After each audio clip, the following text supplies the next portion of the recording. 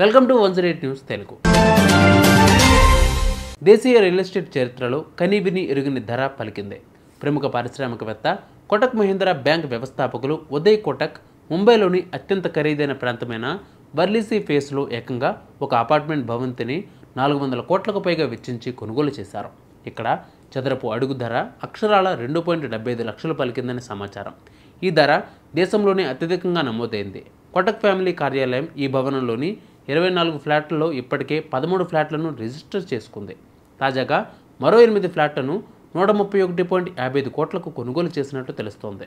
ఒక్కో ఫ్లాట్ ధర 444 నుంచి 100 చదరపు మీటర్ల అడుగుల విస్తీర్ణంలో ఉండగా వాటి ధర 12 కోట్ల నుంచి 27.59 కోట్ల వరకు పలికింది. మిగిలిన 3 ఫ్లాట్లకు ఎంత చెల్లించారో వెల్లడించకపోయినా మొత్తం భవంతి విలువ 400 కోట్లను దాటినట్లు తెలుస్తోంది. ఈ భవనంలోని అత్యంత చిన్నదైన 173 చదరపు అడుగుల ఫ్లాట్ ధర కూడా 4.7 కోట్లు పలకడం విశేషం. ఇక 1396 చదరపు అడుగుల ఫ్లాట్ ధర 38.24 కోట్లుగా నమోదైంది. కార్పొరేట్ ఏరియా ప్రకారం చూస్తే చదరపు అడుగు ధర ఏకంగా 2.90 లక్షలకు చేరుకుంటుంది. ఉదయ్ కోటక్ కుటుంబంలో గతంలోని జనవరి సెప్టెంబర్లలో ఇదే భవనంలోని 13 ఫ్లాట్లను చదరపు అడుగుకు 2.72 లక్షల చొప్పున కొనుగోలు చేశారు. తాజా లావాదేవీలతో ఈ రికార్డు కూడా బద్దలైంది. కోటక్ కుటుంబం కొనుగోలు చేసిన 19 శివసాగర్ భవంతి వారు 2018లో దివాలా తీసిన వైన్ సంస్థ ఇండేజ్ వింటన్స్ను చెందిన రంజిత్ చౌగులే నుంచి 385 కోట్లకు కొనుగోలు చేశారు.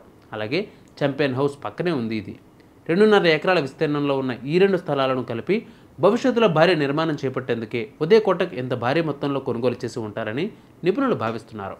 అయితే ఈ 2 స్థలాలను కలిపి అభివృద్ధి చేస్తారా లేదా వేరువేరు ప్రాజెక్టుల కోసం ఉపయోగిస్తారా అనేది వేచి చూడాలి.